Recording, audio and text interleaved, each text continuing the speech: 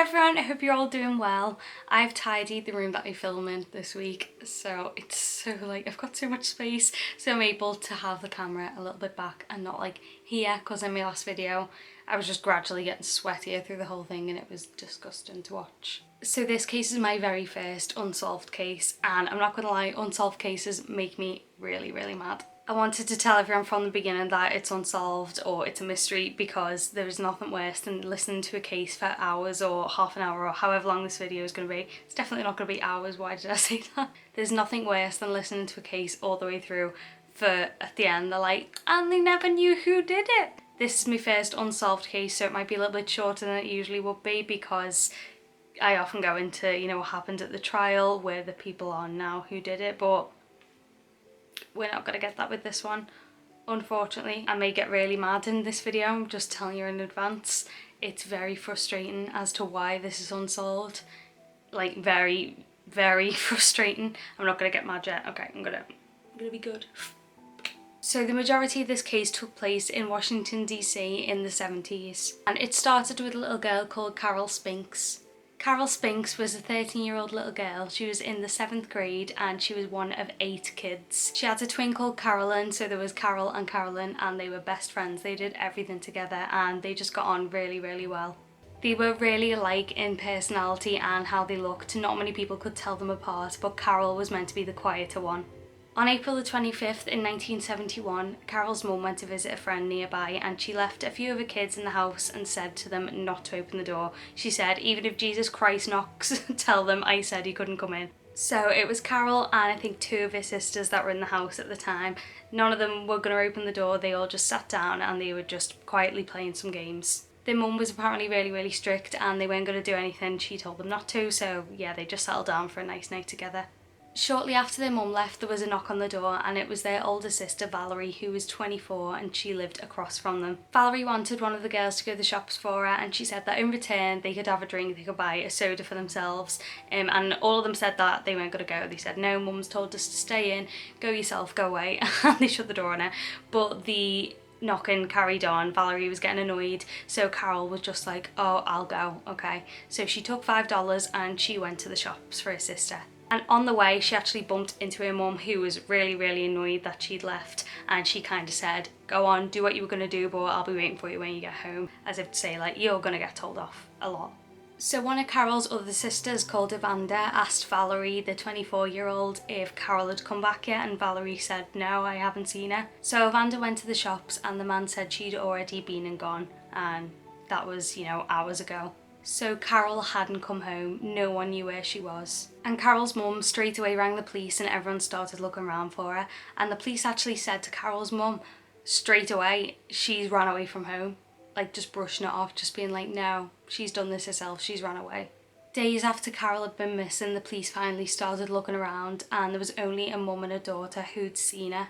But it was on the day that she'd gone missing, and it was actually her coming out of the shop, which meant that she'd been taken really close to her home, because the shop and her house weren't that far away whatsoever. Friends and neighbours carried on looking for her, as well as the police, but nothing was found until 6 days afterwards.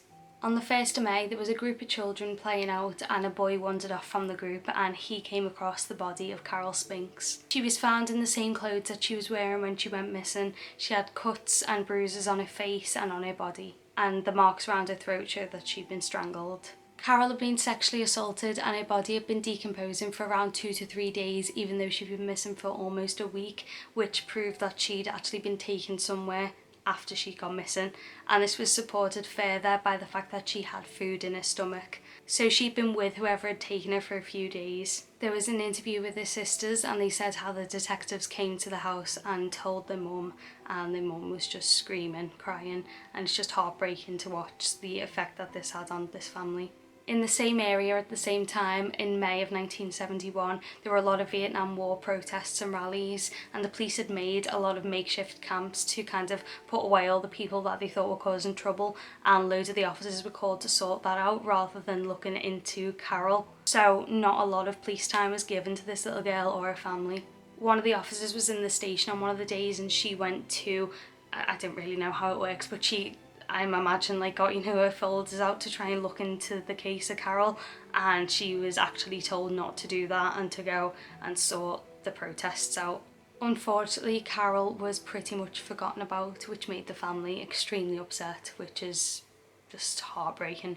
2 months after Carol was murdered, a very similar murder took place. This was 16-year-old Darlenia Johnson, who lived in Congress Heights, the same as Carol. She'd been spending a lot of time with her friends and her boyfriend, and she worked at a local recreational centre, and they were having a sleepover for all the kids that were there, so she told her mum that that's where she was going, and her mum just didn't think anything of her not coming home until the next day. It was found out that she didn't actually get to work. As soon as her mum found this out, she filled out a missing persons report, but nothing came of it. And in the weeks following Darlenia's disappearance, her mum started getting really strange phone calls, including one that said, "I killed your daughter." Darlenia's mum told the police about this, but there wasn't really anything that they could do because it wasn't able to be traced back then. This was the 70s, they didn't have that kind of technology. Darlenia had been seen with her boyfriend, but the boyfriend's mum wouldn't let the police question him at all. She was also said to be seen in a black car with an African American man. So during this time of Darlenia's mum receiving these calls telling the police them still all looking for her, a traffic officer had actually found Darlenia's body and called in and told the police. There'd already been someone who'd found her and called up already, so the traffic officer was the second person to have told them that the body was there, and they didn't do anything. They were called to the scene to go and investigate it, but they didn't even get out the car. And they reported back to the station by saying that there was nothing to see there. And on July the 19th, so this is 11 days after Darlenia went missing, one of the first people went back to where they saw her body to see if she'd been moved, and she hadn't. She was still there. They were obviously extremely angry. There'd been multiple people who'd found this poor girl, and she had just not been moved. She'd just been left. The person who went back had connections, they knew a sergeant, and they were able to ring him and just be like, "What are you doing? Why has this not been sorted?" So finally, police were actually sent properly to the scene, and they actually got out their cars this time, imagine that. And they properly went to attend to her body themselves. Because she'd been left to lie there for days in the sun in swamp-like conditions, she had decomposed quite a lot and there wasn't much left of her face. So they had to take off her fingers to be able to try and identify her through fingerprints, and also they were able to identify the clothes that she'd been wearing. Darlenia was found really close to where Carol was. Unfortunately, because she'd been left for so long, they weren't able to see if she'd actually been sexually assaulted, but they were able to see that she'd been strangled too, the same as Carol. That winds me up so much, the fact that she was left there for so long, and I know it's not nice to find out that your daughter's been sexually assaulted, but her family won't know fully what happened to her on that day. Oh my god, I'm only like a few minutes in, I'm already absolutely raging. 8 days later, another girl was reported missing from across the other side of the city. Brenda Crockett was described by her sister Bertha as being a beautiful girl with a beautiful dimple in her chin, and she loved to go to church. She was 10 years old and she was 4.5 foot tall and very petite. On July the 27th in 1971, Brenda was sent to the shops by her mum to get some bits. They were all going to have a movie night in, and she was just settling in with her family, so when she left the house she had curlers in her hair and she didn't have any shoes on. She only lived a block away from the shop, so no one really thought anything of going to the shop with no shoes on, and her mum did tell her to take a friend with her, but she didn't. After an hour or so, Brenda hadn't come back, so her mum went out to look for her and went to ask people if they'd seen her, try and get people to help. And while she was gone, her 7-year-old sister Bertha was still at home, and the phone rang and Bertha answered. It was Brenda on the phone who said that she'd been taken by a white man, but he was sending her back home in a cab. And she also said to her sister that she was in Virginia. Then more or less straight after that the call ended. Bertha was only 7, she didn't really know what to do, but then the phone rang again and their stepfather answered. He gets pretty much the same story as Bertha had, except when he says, "Are you in Virginia?" she says no, and then says, "Did mum see me?" His stepfather said if your mum saw you, she would have got you. He heard heavy footsteps on the end of the phone and then it just went dead. Brenda's mum came back, she was told what had happened with the phone calls, and she called the police. Her little sister Bertha said that the detectives had came into the house, asked her a few questions, and then she'd gone to bed, but she was woken up in the morning by a really horrific scream, and it was their mum's scream. Brenda had been found by a hitchhiker on July the 28th, just 8 hours after she'd gone missing. She'd been strangled and sexually assaulted, and she had the scarf that was used to strangle her still wrapped around her neck. It was said in the report that she didn't have her shoes on, but she left the house without shoes anyway. What was really strange though is that she'd left the house without shoes on, but her feet weren't dirty at all.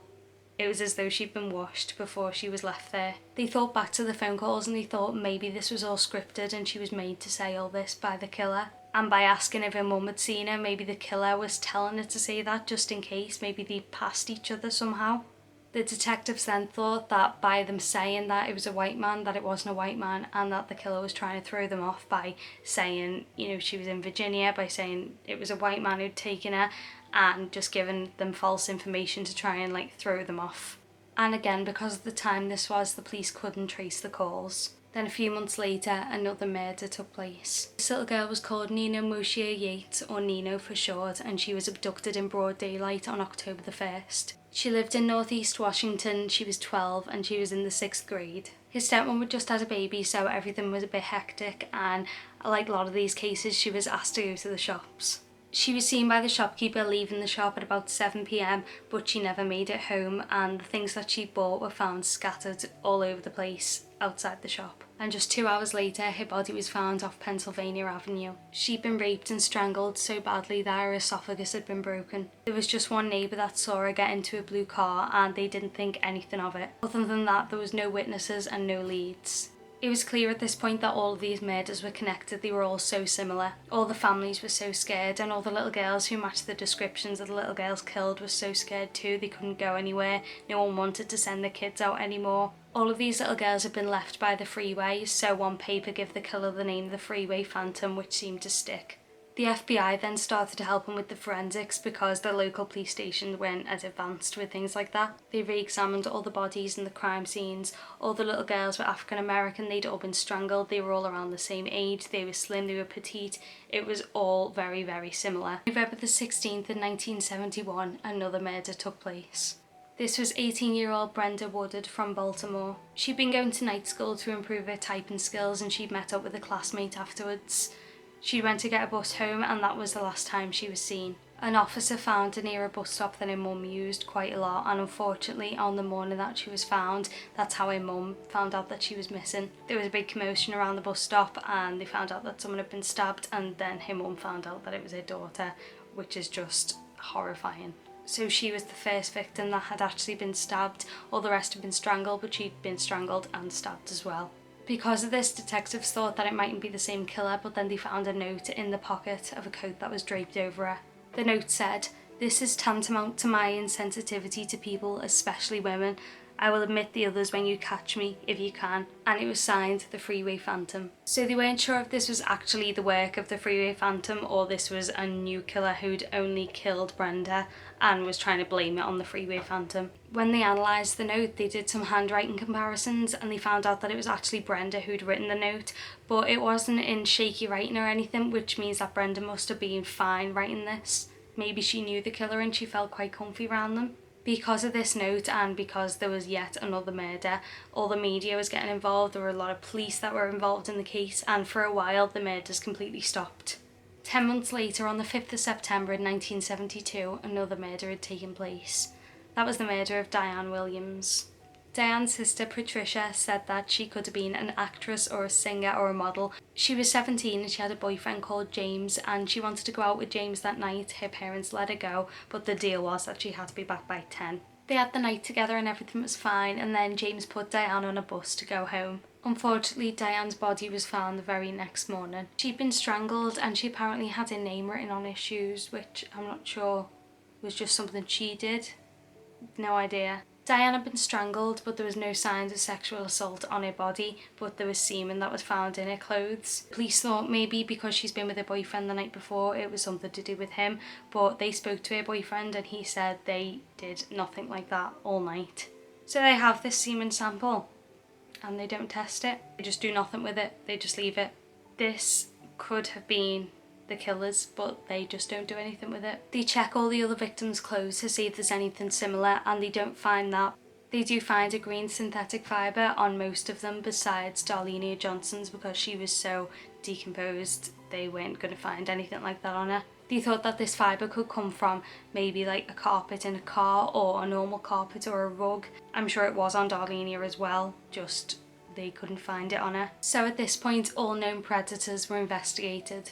The first one being a 33-year-old man called James Groom. He was arrested for kidnapping a 17-year-old waitress. He'd offered her a lift, driven her to somewhere secluded, sexually assaulted her, driven her away from that place, and then said to her that he was the Freeway Phantom. He let her go and she was able to remember the license plate and actually report him, and he was arrested. It said that he was just lonely and a bit strange and was trying to take credit for these murders, but I'm not sure why anyone would do that. 2 ex-police officers, Edward Silman and Tommy Simmons, were also investigated. They were linked to the murder of a little girl called Angela Barnes who was 14 and had been shot. They were both charged with a murder, but it was found that they weren't connected to the Freeway Phantom. Another man called Robert Askins was looked into, and I think this is one of the more interesting people. He was a known criminal who'd abducted and raped people in the past. And a lot of the abduction techniques were the same. He'd previously told victims to tell their families that they were somewhere else, just like when he got Brenda to say that she was in Virginia. He'd also poisoned a woman and killed her. He'd worked in a mental hospital and also been a patient there. He abducted a 24-year-old woman, sexually assaulted her and then beat her and then let her go. He also had one of his other victims write a note before, and his colleagues also said that he used the word tantamount a lot, which is not a very common word to use. They were really convinced it was him at this point. They were really wanting to find something in his house, like a green carpet, to try and link him to all these murders, but they didn't.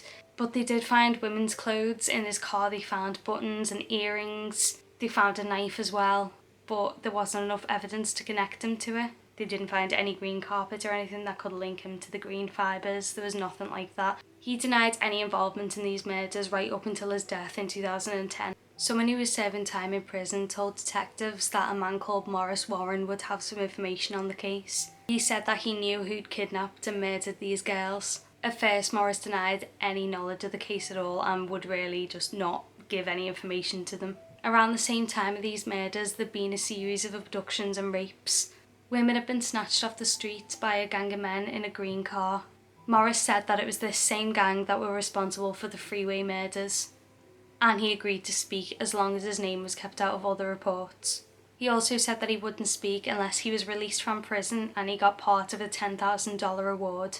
So they agreed to take him on 2 ride-alongs where he'd go and visit the scenes and tell them, some information he knew, just to make sure that he wasn't just making this up to try and get out of prison. On the first ride-along, he was taken to the sites of Brenda Woodard's and Darlenia Johnson. The locations were completely right, but he mixed up information about each victim, so it made the detectives not really put too much trust in him. And on the second ride along, they were going along in the car, and a news report came on the radio that said that someone in prison was given information about all of these murders and was trying to tell them who did it and give them information on each case. And he just went mad. He was so angry that they did this. He said that people would definitely know that it was him who was given the information, and he just refused to talk anymore, and he retracted everything that he'd said. Detectives were absolutely gutted that they'd lost him and that he wasn't going to talk anymore because they thought he might have been the answer to solving this case. But then it came out that the car that he'd described wasn't actually manufactured until 1 year after the first murder, so he was talking crap basically. They also intercepted letters, and it was found out that he was just making it all up to try and get out of prison, so they'd wasted all of that time. At this point there was no leads left and the case was just buried.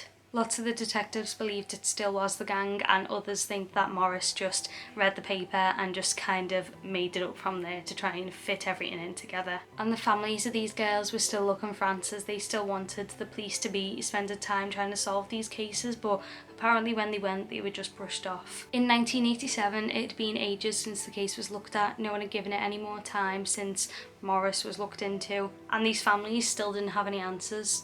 Romaine Jenkins was the first female homicide detective, and she actually wanted to start looking into the case again. She wanted answers and she wanted it to be reopened. When she got the case folded down, she tried to look through all the evidence, but next to each bit of evidence on file, it had evidence destroyed written next to it. So all the forensic evidence and all the case files had been completely destroyed. For evidence to be destroyed, it needs to be proven that the case is closed, and it wasn't closed. It was forgotten, but it wasn't closed. Jenkins called the FBI and she was given help to reconstruct all the files that she'd lost. It wasn't everything she needed, but luckily they had orders not to destroy it, as you would, because it wasn't solved. So she was able to put a lot back together, and she said that everything she needed she got, like no one denied her this. But there still was a lot of things that had been destroyed in this case. A lot of the people who worked on the case originally had retired by this point, but they gave over their notebooks from the case, so she was able to have all of that information. With all this, they were able to create a suspect profile. The suspect was described as a loner or a psychopath who hated women. He was thought to be between the ages of 27 and 32 at the time of the murders, and most likely had a day job. It was said that he might have knew the victims and was able to gain their trust, so they were thinking it was probably someone local. And as well, the places that the bodies had been dumped might have been somewhere that he lived or worked, because they were all pretty close to each other where they were found. Jenkins worked really hard to try and solve this case, but unfortunately she did retire in 1994, and she said there just wasn't enough pieces to solve this. Because all the evidence had been destroyed in this case, the City Council got involved and they strengthened the evidence retention law. So evidence from cases has to be kept for a minimum of 65 years before they're allowed to be destroyed. And it's good that they've strengthened that law, but that doesn't help the girls that lost their lives and now their families have no answers. And unfortunately that's kind of where all of this ends. There is no answer at the minute. They still have that semen sample as well, and they haven't tested it yet. As far as I know, they still haven't tested it. They've not done anything with it. These girls were massively failed by the police, and it makes me so angry. Who would do this? Who would destroy all of the evidence that they needed to solve this case? I covered a case a few weeks ago, the Anton Sinclair case, and they weren't able to do certain things in the 70s, but then with the technology that they have today, they were able to solve bits of the case. And I think that they definitely could have done it with this case, but they just haven't. They've just left it. There were missing persons cases and murder cases from white children that were solved in this time, but these little girls were let down, they were failed, and these families will never have answers. Luckily, all the little girls' families try and support each other as best they can. Some of the family members have passed away by now, but the people that are still alive that knew these little girls, they all try and stick together and support each other, which is just so nice. But I can't imagine thinking of the position that they're all in. Honestly, I think this case is so dodgy. There is no excuse for the evidence being destroyed. There's something just so weird about it. Why was that evidence destroyed? Why did the two ex-officers kill that other child? Why is that semen sample still not been tested? There is just too many weird things about this, and it doesn't look like it's anywhere near being solved. But I really do hope it is solved one day. I can't put my thoughts into words right now because I'm just so angry that they didn't help the kids or the families. So the person who did this might still be walking around somewhere just completely not punished. Anyway, I feel like I need to go and look at pictures of like puppies because I am very angry. Please follow me on Twitter and Instagram. I upload true crime videos every Sunday. I try not to get this angry in every video, but sometimes it happens and I can't really help it, and I'm very sorry, but I'm sure you understand. Like and subscribe, comment below what you thought of this case. If you want to go off in the comments, go for it. I will probably be there as well. So I will see you in my next video. Maybe I should lay off the unsolved ones for a while. I will see you soon.